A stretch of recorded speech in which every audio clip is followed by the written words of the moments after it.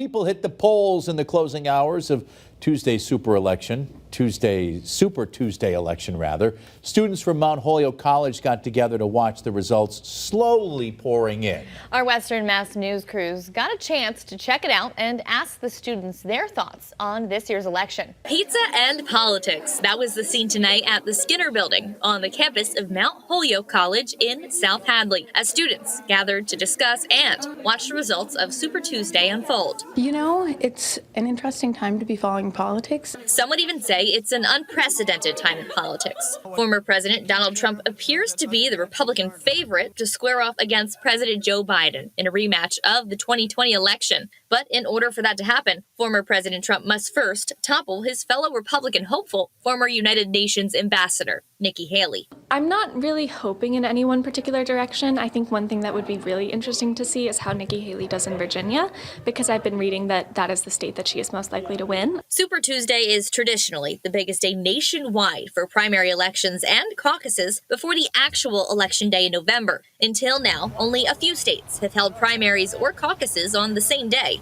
I'm positive that there's going to be voter turnout, and I'm positive that at least people are getting involved, and that's a good thing, no matter what way. Tonight, many students telling Western Mass News what topic they think are the most important in this year's election. I definitely hope that they bring up the Palestine and Israel conflict going on right now. I think it's very important to voters right now. I think for me personally, climate change and looking at what we can do to combat that. I'm really hoping that we see the issue of like transgender healthcare come to the table. I'm hoping that abortion issues, queer rights, queer legislation. A matchup in November of President Biden and former President Trump would be a matchup of the two oldest candidates in history. President Biden will turn 82 just weeks after the November election. Former President Trump will turn 78 this June.